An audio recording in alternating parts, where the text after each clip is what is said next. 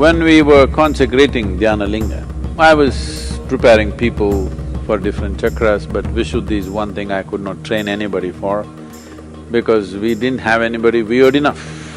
We had weird people, but not weird enough, having a time constraints, the kind of time constraints we had at that time. So I decided to use a certain disembodied being, a yogi who's attained to a certain level, strong in the Vishuddhi, so we decided to use him.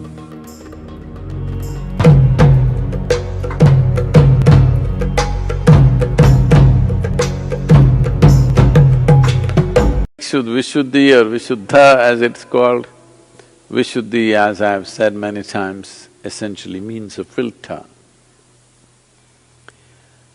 Vishuddhi is one dimension that we normally skip because if you become active in Vishuddhi, one dimension of this is that you become occult competent.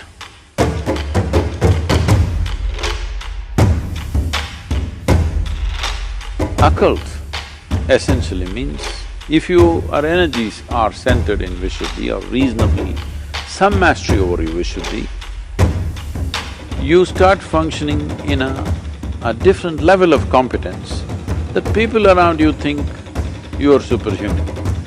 But all that's happened is you have accessed other ways to function. So, in many ways, Adiyogi is a representative of that. So representative of that there are so many names which are around his Vishuddhi. He's called Vishakanta, he's called Nilakanta, like this. There are many names representing him as an embodiment of Vishuddhi. Not because that's the only quality he had. People recognize only those things because something beyond their understanding happened. See, if you say Jesus, we don't know what all he did, people did not record, there was no Jennifer, nor was there Ananda Tirtha. They didn't record what he said, what he did. But if you say Jesus, first thing people will say is he walked upon water. Like that, Shiva is… Adiyogi or Shiva is famous for things that he did which other people thought are impossible or beyond normal capability. So, people started recognizing him for his Vishuddhi capability. His other capabilities were too subtle for them to notice. Something beyond their understanding, what they thought was normal, should happen. So, something weird should happen. Vishuddhi,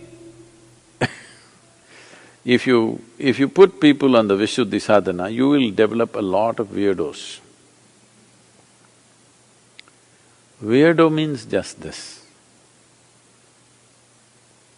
You every day scraped your face, somebody did not. In your understanding, he is a weirdo. Suppose everybody in the society cut their nose off.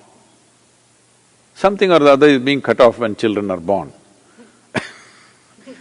Let's say one society developed this habit or this tradition or a sacred tradition that if nose is cut off when the child is born, the child will inhale, and as an adult also you will inhale 22% extra oxygen. Much healthier, much better. You won't need a tissue. Eco-friendly it is, many things. So if this happened, suddenly if one person came with a intact nose, suddenly he will look like a weirdo. If one's Vishuddhi becomes active,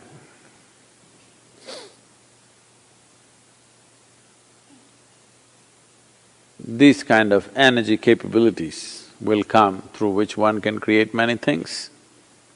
It's very important if one wants to transmit and transform the situations around them, having a certain capacity of the Vishuddhi is very, very important. But if one is focused on Vishuddhi, it's a little hard for them to fit into the social structure. You have definitely heard of stories of Adiyogi. Sometimes he's very resplendent, magnificent representation of a male person. Some other times he's all weird and crazy and like that. These descriptions are talking about the different states in which they saw him. When they saw him in Vishuddhi, he was in the cremation ground, weird, the weirdest of the weird. He had the ganas around him and every kind of being, because this is one thing that'll happen. The moment Vishuddhi is active, disembodied beings will naturally move towards you. When we were consecrating Dhyana Linga, I was preparing people for different chakras, but Vishuddhi is one thing I could not train anybody for because we didn't have anybody weird enough. We had weird people, but not weird enough for a quick transformation, having a time constraints, the kind of time constraints we had at that time. So I decided to use a certain disembodied being, a yogi who's attained to a certain level, strong in the Vishuddhi, so we decided to use him.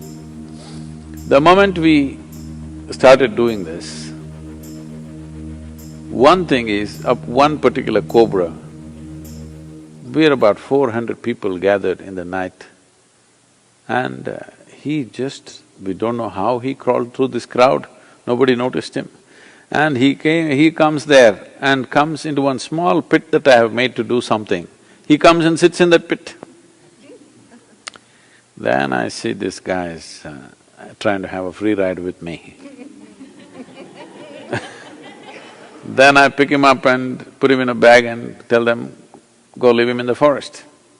So they put him outside and come another few hours, again he's back there in the same pit.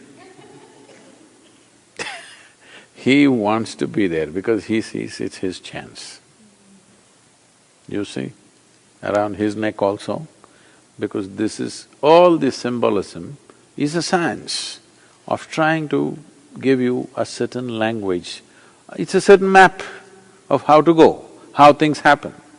When I used to meditate for long hours, I either sat sometimes in Chamandi Hill, otherwise there's a small forest called Aloka so when I sat there, I don't know why I always chose afternoons, I never sat in the morning, sometimes late nights, but mostly in the afternoons for some reason. If I sat in the afternoons and meditated for a few hours and opened my eyes, there would be 12, 15 cobras in front of me, all sitting there and waiting for a free ride. The moment Vishuddhi becomes active, they will be there. That is the significance, that it's around his neck, because Vishuddhi is active.